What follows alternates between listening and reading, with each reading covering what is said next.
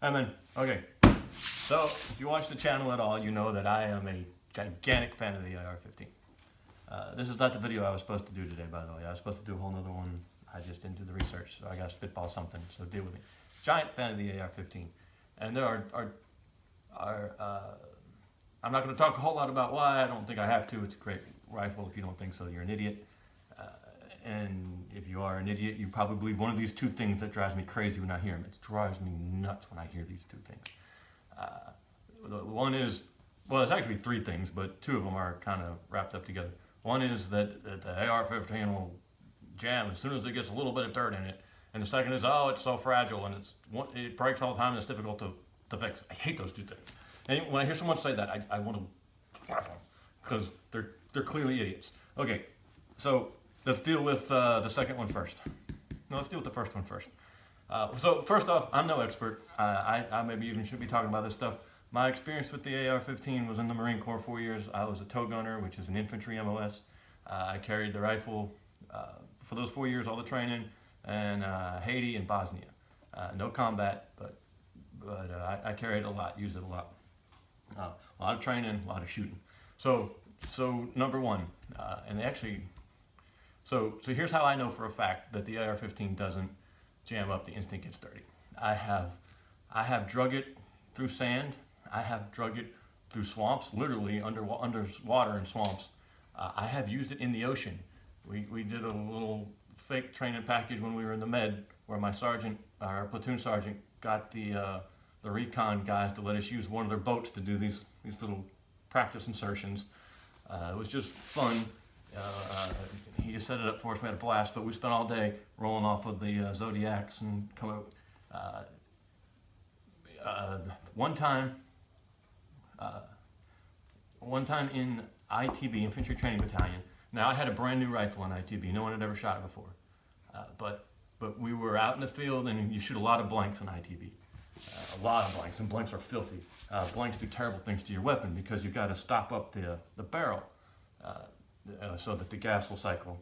So none of the crap can shoot out. You know, all the residue and detritus, whatever, from the powder burning, and the blank stays right there in the barrel and in the action, and it just does horrible things to your weapon. So I'm in ITB, and we're out. It's one of the first field ops too. ITB is the Infantry Training Battalion. It's the training right after boot camp that the infantry guys go to. They used to call it SOI, School of Infantry, and then they changed it to Infantry Training Battalion. I don't know why. So we're coming back out of the field. And we all had blanks, and one of the instructors was showing off, and he wanted to show us how you could you put your rifle on 3-round burst, and hit the trigger right, and it sound just like full auto, basically be full auto. And he took my rifle, and he took seven magazines of blanks, and just did them one after another, doing that full auto. The barrel was glowing white. Now, like I said, it was a brand new rifle, and I was fastidious about keeping my rifle clean, but there was not a single jam in all 7 of those magazines. That's, it would have been around 210 rounds, 200 rounds. I think they had a combat load back then, so we didn't always load up to 30 rounds. I think sometimes we were at 27. I think we were always at 27 or 28. It seems like it was 27.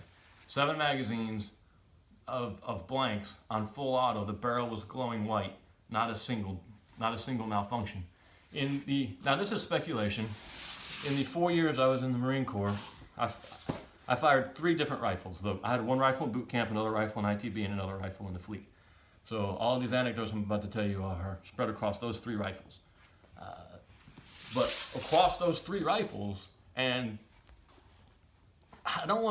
I am prone to hyperbole and exaggeration. It's just my personality.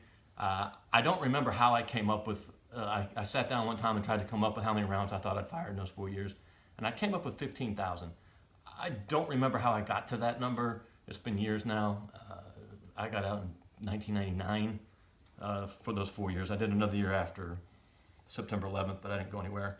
They didn't even issue me a rifle. It was the biggest waste of time. So I don't remember how I came up with that 15,000 round number. And it seems suspicious to me now. But it's not completely it's not impossible that it wasn't, something close to that. Across all the time I carried those rifles, and the one I carried in, the one I was hardest on was the one I had in the fleet for the time I was in the fleet. Bosnia, Haiti. I went to 29 Palms to do CACs, the combined arms exercise, 4 different times. 4 or 6, I don't remember. This stuff is so long. It was at least 4 different times I was out there. That's the desert, a real honest-to-God desert. That's just north of Joshua Tree National Forest. It's up in the Sierra Madres, the high desert. Camp Lejeune, like I said, Haiti, Bosnia, Spain. We were actually in a kind of a deserty environment in Spain for a big field op. Did a big training mission in Tunisia with the Tunisian military. Just stuff everywhere. All that time, I only remember 4 malfunctions. Technically 6, but 4, and every last single one of them was due to the magazine. Every last single one was due to a bad magazine. I never had an actual malfunction of the rifle in those 4 years, and however many thousands of rounds it was. To include, now blanks don't count. I mean, blanks are garbage. But fire and ammo, I only had, I think it was 4, and they were all magazine related. Those magazines had to be destroyed. That's impressive when you consider the environments. Some of these field ops, we'd be out for, the biggest one was CACs. We'd be out for a month in the desert. Actually, no, that's not correct. We'd be out for 2. So, like if I was on the advanced team, I'd go out a week early. There'd be a month-long CACs. Then the unit I was with, we would stay out and do a double CACs. So then I'd end up staying another week for the advanced team since I was already there, and then another month. So 2.5 months we'd be out there. There's really no such thing as a rear. You're living in a tent. Some guys, most everyone had a Quonset hut, but 2nd Tank, we were a tow platoon tank battalion, and so we lived in GP tents out over here. So real desert environment. Fired a lot of rounds out there too, by the way. You shoot a lot at CACs. Maybe the tow guys don't shoot as much as the regular ground pounders, but we still shot a lot. No malfunctions. Now, any guy who's interested in guns on YouTube has seen, Ian McCullum and Carl Casada. Ian does Forgotten Weapons, and then together they do in-range TV. They've done this mud test and these sand tests where they take the AR, or they take all these rifles, cover them in mud, and shoot them. The AR-15 is the only weapon that has passed that test. The AK-47 didn't pass that test. It didn't do anywhere near as well as the AR. The AR didn't even recognize. And here's the big myth about the AR-15. You do have to clean it because the gases come back through the gas tube and they vent into the, not all of them, but a certain amount of gases vent into the bolt, and they expand and make the bolt operate. And so they do bring crap back into the bolt carrier like that, and you do have to clean the weapon some. Not as much as they claim, but it is necessary that eventually you clean, but you have to clean the AK-47 too. That's a whole other thing. But the AR-15, they would cover it in mud, pick it up, shoot it, open the dust cover, cover it in mud again, shoot it. It's a very closed system. There's no way for dirt and mud to get in there. The AK-47 and the other weapons like the M1A1, the M1A1 did really, really bad. They have much bigger openings, so this mud gets down in there and comes them up. The same thing with they did a sand test, the convoy sand test. And the AR did great. There was no problems. They even threw it down in the ground, covered it in sand, picked it up and shot it. So this idea that the AR-15 will malfunction at the smallest amount of dirt gets into the chamber, first off, it's highly unlikely dirt's ever going to get in the chamber to begin with, and it's simply not true. It's an amazing engineered system. And then number 2, it's very fragile. This is a really easy one to refute. This is a really easy one to refute. Boot camp. I went to boot camp October 1st, 1995. So this would have been sometime in November 1995. Boot camp's changed since then. We didn't have the Crucible, but we did, I can't remember what it was called, but we went out to the field for a week and did a bunch of field skills. It might have been called field training, I don't remember. But you come to this one point, and if anyone's ever seen a movie of boot camp, you've seen guys low crawling through the sand under the razor wire, and all. It's that obstacle course, and they didn't have real dynamite going. Oh no, they did. They said they had real dynamite going off, then they had fake machine gun sounds going over, and it's fun. But at the end of that obstacle course, then they had these big rubber dummies. They were these big green rubber dummies, man-sized, and it took 4 of us to carry them. I don't know how heavy they were, but it took 4 of us to carry them. And there were like, I don't know, 3 or probably 4 of these set in a row. So you'd come out of this obstacle course where you're just dragging your rifle through all this sand, and you'd fix bayonet, and you'd run at this big rubber dummy that it took 4 Marines to, well, 4 recruits to carry. And there were a couple different stations. Like the first one, you would stab them. And, the drill instructors are screaming at you, go, go, go. You're supposed to be yelling and all aggressive. Run at this thing full tilt, bam, hit this big giant, or big heavy rubber dummy with your, and stab it, you'd stab it with your bayonet, boom, full force. And then you'd run to the next one and you'd have to butt stroke it. Or you have to butt stroke it and slash it, or stab it and butt stroke it. Or there's like 4 of these in a row, and you're literally using your AR-15 as a club and a spear. You're jamming it into this guy. You're literally beating as hard as you can. The drill instructors are screaming at you, go, go, go. I don't remember if we had to do it multiple times, but I know if you didn't do it well enough, if you didn't do it hard enough, they'd make you go through again. You were taking this rifle and literally beating this thing with it, and using it as a club. It wasn't 2 weeks later, same exact rifle, we were on the rifle qual range shooting at 500 yards with iron sights. Hits.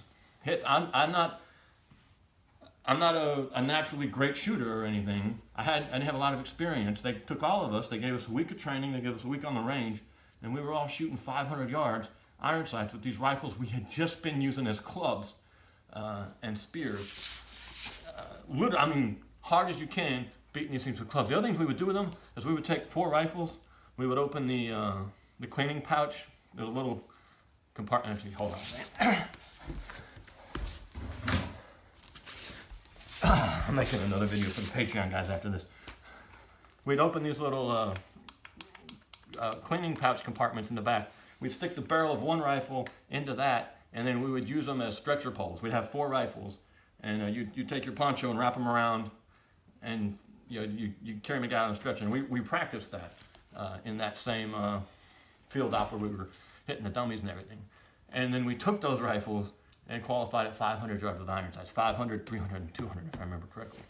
So don't tell me that the AR-15 is a fragile system, because I have personally used it like a baseball bat. Worse than a baseball bat. I've never treated a baseball bat the way I treated that rifle in boot camp, and then fired it. It wasn't like it was some training dummy rifle. It was a real rifle that, I don't know how many recruits before me had done that same thing to that rifle, but it was still functioning. I still qualified with it at 500 yards. I never had a malfunction with it. Now, the corollary to this, I can disassemble this whole thing, and it's not this rifle anyway. One time, I shouldn't say this since I've talked all this smack. I do have a rifle that doesn't work well, and I don't know what the problem is with it. I still haven't figured it out. And one day, I wanted to replace the gas tube. You can't see it. For those of you who don't know, you might be able to see that. The gas tube runs from here to here, and it takes the gas back to bolt to make it work. And I thought the gas tube might have been my problem.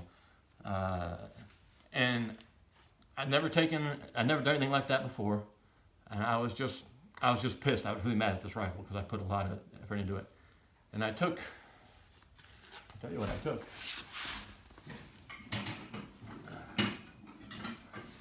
Hold on a second.